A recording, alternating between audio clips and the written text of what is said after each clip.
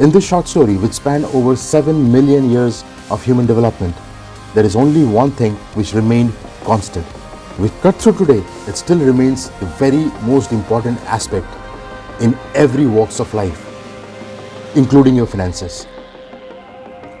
Appreciation is an emotional desire of every human being in any walks of life, and it remains unaltered in the financial world too.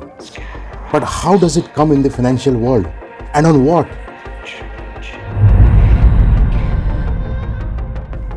Value is a virtue that defines your importance in this world.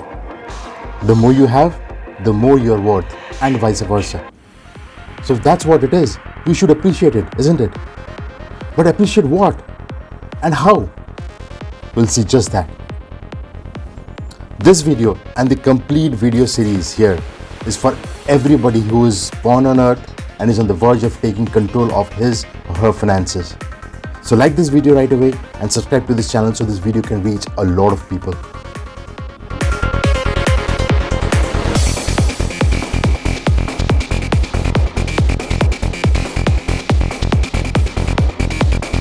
A creature stood up on two legs in search of food somewhere in Africa about 7 million years ago. But as the world turned around for many 365 days, these creatures developed intellectually to better their lives. And in search of a better playing field, they turned this into this. Still not satisfied, and in constant hunt for more, they started to trade, which with constant development gave rise to the barter system, money, and then the banking system.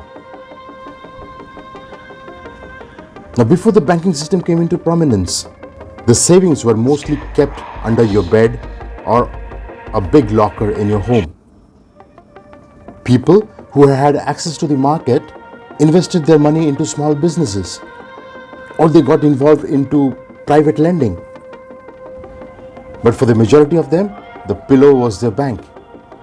But there was one huge drawback. The pillow banking system didn't appreciate their wealth at all. To fix this, people started shifting their money from pillows into the banks. Banks who promised to return good money in lieu of their investments. Slowly, banking system became a way for all common walks of life. And now everybody started saving and investing their money into banks, which promised them with sure short returns on their investments. People who were not involved into investing in businesses put their money into bank fixed deposits as their primary vehicle to park their cash to earn extra returns on it. In this short story, which spanned over 7 million years of human development, there is only one thing which remained constant, which is growth and development.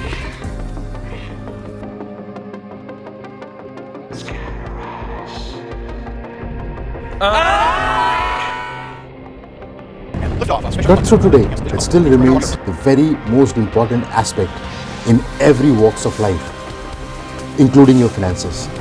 So how do I bring them together? Growth and finances.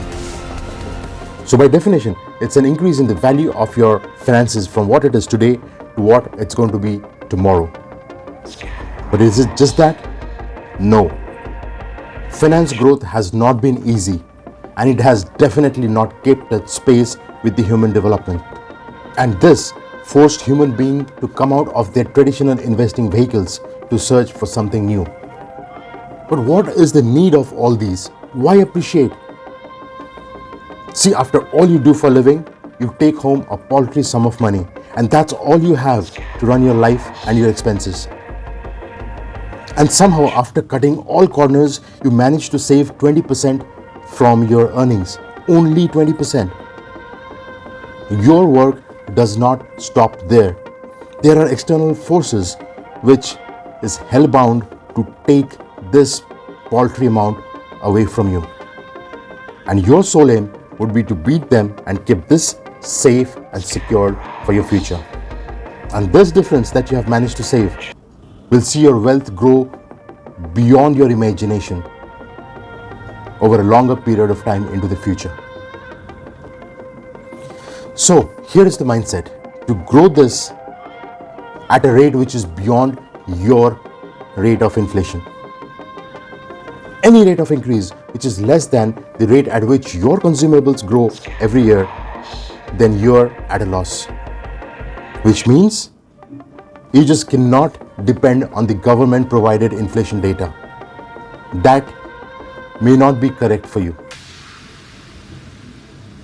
Isn't it? And that's a very bold statement that I'm making right now.